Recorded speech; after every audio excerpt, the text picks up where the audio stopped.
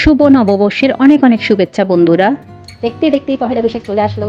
আর আমাদের না কিছু রিচুয়াল আছে যেগুলো আমরা পালন করে থাকি। যেমন ধরো আজকে হচ্ছে সোমবার, আজকে আমি নীলষষ্ঠী পুজো করলাম। তারপর হচ্ছে সিঁদুর লেগে যাবে, নীলষষ্ঠী পুজো করলাম। তারপর পুরো ঘরের মধ্যে আমাদের নিম পাতা দিয়ে ডেকোরেট করতে হবে, ফুল দিয়ে সাজাতে হবে। যতটা পারি তোমাদের সাথে শেয়ার করবো। আশা করি তোমাদের ভালো লাগবে আমাদের রিচুয়ালগুলো দেখতে। আর আমাকে বলেছিল, অনেকে বলেছে যে তোমরা কি কি করো, পালন করো, সেগুলো একটা ভিডিওর মাধ্যমে দেখিয়ে। তো সেজন্য তোমাদের জন্য এই ভিডিওটা করা। আশা করি তোমাদের ভালো লাগবে। তো ছোটখাটো করে যতটুকু পারি আমি ভিডিও করার চেষ্টা করবো, এতগুলো তোমাদের সামনে তুলে ধরবো। ঠিক আছে, তাহলে দেখবে, কিন্তু পুরো ভিডিওটা না দেখলে বুঝতে পারবে না। আজকে উপোস করেছে, একটু ক্লান্ত লাগছে, তারপরে কাজ, এত কাজ। পুরো ঘর পরিষ্কার করলাম, ঝাড়ু পোছা মুছামুছি সব কিছু করে স্নান করে একটুখানি শাড়ি করে নিয়েছি, বাঙালিয়ানা ভাবটা আনার জন্য, ফিল করার জন্য। হ্যাঁ, আমাদের একটু পয়লা বৈশাখটা এসেছে, যেহেতু এটা বাংলা মাস, একটু বাঙালিয়ানা সাজটা যদি না থাকে, শাড়ি ফাড়ি না পরি, তাহলে হয় বলো তো বাবা। আমার পুজো টুজো দেওয়া সব কিছু শেষ, আর রান্নাবান্না মোটামুটি শেষ। এখন শুধু ওই যে ডেকোরেট করবো বলেছি, ফুলের মালাটা সাজাবো। তাহলে তোমাদের সাথে থাকো, তোমাদেরকে দেখাবো অবশ্যই। ঠিক আছে। পহেলা বৈশাখ বাঙালির নতুন বছর ও প্রাণের উৎসব। চলো একটা কবিতা হয়ে যাক। সূর্য উঠল আবার হেসে, নতুন করে চলতে দিল ডাক। নতুন বছর পহেলা বৈশাখ। শহর গায়ে বৈশাখী আজ মেলা, ঈশান কোণে হঠাৎ মেঘের ভেলা। নতুন আশা, নতুন প্রাণের গান, মুছে যাক সব জরাজীর্ণ অভিমান। ঝরা পাতা বলে গেল নতুন পাতার আগমন, পৃথিবী সেজেছে নতুন রোগে, শুরু হোক নতুন জীবন।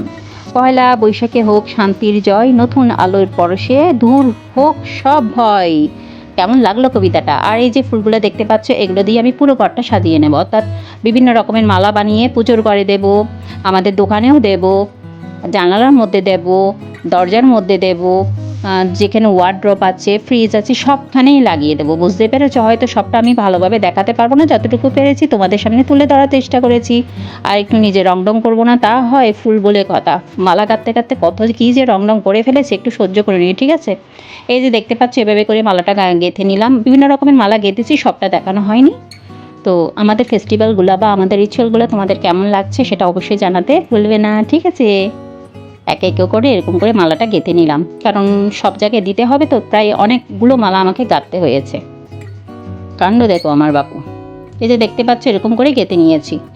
আর সেদিনকে আমি উপোস করেছিলাম, তাই নিরামিষ সব রান্নাবান্না করেছি। বেগুন ভাজা করেছি, ডাল করেছি, আর একটা ফুলকপি আলু ক্যাপসিকাম দিয়ে একটা সবজি করেছি। সিম্পল মেনু, সুস্বাদু খাবার। দেখতে পাচ্ছ আমি দরজার মধ্যে, ফ্রিজের মধ্যে, মানে সবখানে লাগিয়েছি। বুঝতে পেরেছো বন্ধুরা? আর এখন দেখতে পাবে যে সবজি নিয়ে এসছে, নানান রকমের সবজি দিয়ে আমাকে একটা পাঁচন রান্না করতে হয়, আর সেটাই পরের দিনকে আমাদের খেতে হয়। তাই সবজিগুলো একটা প্লেটের মধ্যে আমি এভাবে করে সুন্দর করে সাজিয়ে রাখলাম, পরের দিন যাতে কাজটা একটু এগিয়ে নিয়ে যেতে পারি। হাতের কাছে থাকলে আমার কাটাকুটি করতে সুবিধাই হবে। এখানে আম থেকে শুরু করে, করলা থেকে শুরু করে সব রকমের সবজি দেওয়া যায়। যত রকমের সবজি তুমি দিতে পারো, ভীষণ ভালো হয়। দেখতে পাচ্ছ কি সুন্দর করে কেটে একদম প্লেটের মধ্যে সাজিয়ে নিয়েছি। কি কি নিয়েছি আমি নিজেই ভুলে গেছি। শসা, তারপর গাজর দিয়েছি, মূলা দিয়েছি, টমেটো, কাঁঠাল দিয়েছি, ভিন্ডি দিয়েছি, সজনে ডাঁটা দিয়েছি। দেখতে পাচ্ছ সবটা, দেখতে পাচ্ছ ক্যাপসিকাম থেকে শুরু করে, আলু থেকে শুরু করে, ফুলকপি। আর এখানে ডালের যে পেস্টটা দেখতে পাচ্ছ, এটা ছোট ছোট করে বড়া বানিয়ে আমি সবজির মধ্যে দেবো।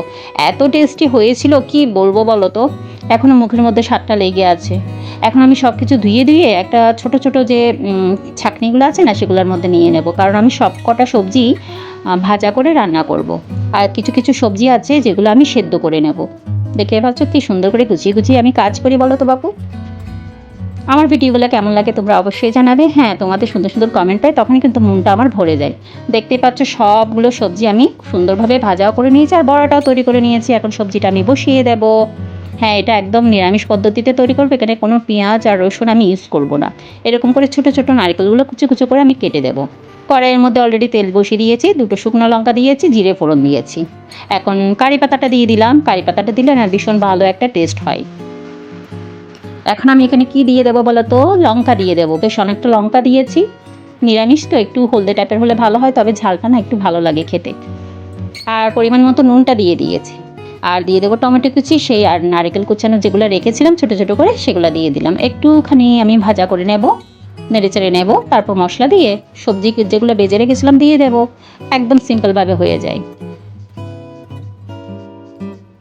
দেখতে পাচ্ছ রসুন আদার পেস্টটা দিয়েছি, এখানে কোনো রসুন আর পেঁয়াজ ইউজ করবো না, আগেই বলে দিয়েছিলাম। শুদ্ধ নিরামিষ যেটাকে বলে সেভাবে আমি রান্না করব। ভীষণই ভালো খেতে হয়। কারণ এখানে কত রকমের সবজি দিয়েছি বলো তো, এই জন্য ফ্লেভারটা ভীষণ ভালো আসে। এখন দেখতে পাচ্ছ দিয়ে দিয়েছি আমি এখানে কাঁচা আমটা দিয়েছি আর ঝিঙেটা দিয়ে দিয়েছি। কাঁচা আর ঝিঙাটা আমি ওখানে করে কড়াইয়ের মধ্যে ভাজা করে নিই এক্সট্রা করে, এগুলো আমি এখানে দিয়ে ভাজা করে নেব। তারপরে আমি মশলাগুলো দিয়ে দিচ্ছি, রেগুলার মশলা, হলুদ গুঁড়ো, জিরে গুঁড়ো, লঙ্কা গুঁড়ো, ধনে গুঁড়ো যা থাকে সবটা দিয়ে মশলাটা ভালোভাবে কষিয়ে নেব। তারপর আমি সবজি আর ডালের বড়াটা দিয়ে দেব, হয়ে যাবে আমার একদম সবজি রান্না রেডি। দেখতে পাচ্ছ কি সুন্দর করে মশলা কষিয়ে নিয়েছি। আমাদের না 2 থেকে 3 দিন এরকম সুন্দরভাবে ফেস্টিভ্যালগুলো আমরা পালন করে থাকি। এত ভালো লাগে, একটা রমরমা ঘরের মধ্যে আমেজ থাকে, আনন্দ থাকে, ভীষণ ভালো লাগে। কথা বলতে বলতে কিন্তু আমি সবজিগুলো দিয়ে খুব ভালোভাবে নাড়াচাড়া করে নেব। তারপর পরিমাণ মতো জল দিয়ে আমি ডালের বড়াটা দিয়ে দেবো, কারণ এখানে যেহেতু ডালের বড়াটা ইউজ করব জলটা অনেকটা কিন্তু টেনে নেবে। কি সুন্দর একটা মিষ্টি কালার এসছে বলো তো। আর ডালের বড়াগুলো কিন্তু এমনিতে খাওয়া যাচ্ছে, বুঝতে পেরেছো বন্ধুরা। এই যে দেখতে পাচ্ছ লঙ্কাটা দিয়েছি, এটাকে আমরা বাতাসা মরিচ বলে থাকি, ওটা আমি দিয়ে দিয়েছি ফ্লেভারের জন্য আর ঝালটা অ্যাড হওয়ার জন্য। এটা মাখা মাখা টাইপের হবে, অতটা বেশি ঝোল হবে না, খেতে বেশ সুস্বাদুই লাগে। আর উপর থেকে ধনেপাতা দিয়ে দেবো। আর নামানোর আগে দিয়ে দিয়েছি আমি গোলাপ জল আর ঘি দিয়ে দিলাম, ঠিক আছে। এখানে তোমরা কিন্তু গরম মশলাটাও দিতে পারো। আমি ঘি আর গোলাপ জল দিয়ে ধনেপাতা দিয়ে নামিয়ে নেব। ভাবছি কখন নামাবো আর কখন প্লেট ভর্তি তালা নিয়ে বসে যাব। গরম ভাত আর এরকম একটা সবজি, উফ, অসাধারণ। এখন পরের দিনের জন্য আমি কিছু জোগাড় করে রাখলাম, কারণ পরের দিন হচ্ছে পয়লা বৈশাখ আমরা পালন করব, অর্থাৎ 15 তারিখের ভিডিও এটা তোমরা দেখতে পাচ্ছ। সেদিনকে আমি নানান পদের রান্না করেছি, তোমরা সবকটা দেখতে পাবে। তার জন্য একটু আগের দিন রাত্রেবেলা আমি আয়োজন করে রাখলাম। বাদাম, সর্ষে বাটা করে রাখলাম, আদা রসুনের পেস্ট করে রাখলাম, পেঁয়াজটাও পেস্ট করে রাখলাম, টমেটো আর লঙ্কা পেস্ট করে রেখেছি।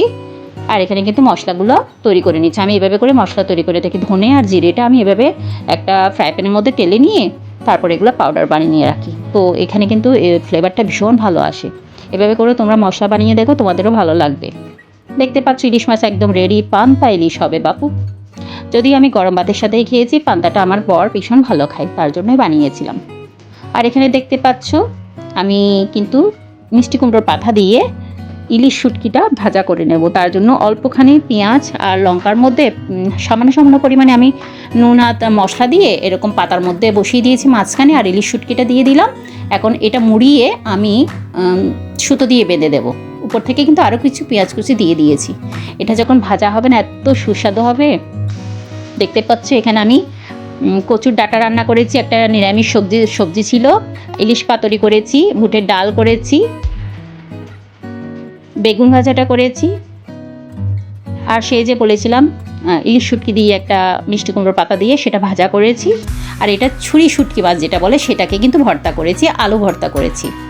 কতটা মেনু করেছি তোমরা গুনে নাও আর দেখে নাও। এটাই ছিল আমাদের পহেলা বৈশাখের দুর্দান্ত টাইপের মেনু। ভীষণ ভালো খেয়েছি আর সুন্দর সময় কাটিয়েছি। তোমাদেরকে আবারও বলছি নববর্ষের অনেক অনেক শুভেচ্ছা। তোমার সবার জীবনে সুখ, শান্তি, সমৃদ্ধি আর হাসি খুশিতে পরিপূর্ণ থাকুক, এটাই আমার আশা আর কামনা। তোমরাও সবাই আমার জন্য ভালোবাসা দিও আর প্রার্থনা করো যে যেখানে আছো, যে প্রান্তে আছো, সবাই সুস্থ থেকো, ভালো থেকো বন্ধুরা। তোমাদের জন্য অনেক অনেক ভালোবাসা। আমি প্রীতি আজকের মতো বিদায় নিলাম, টাটা।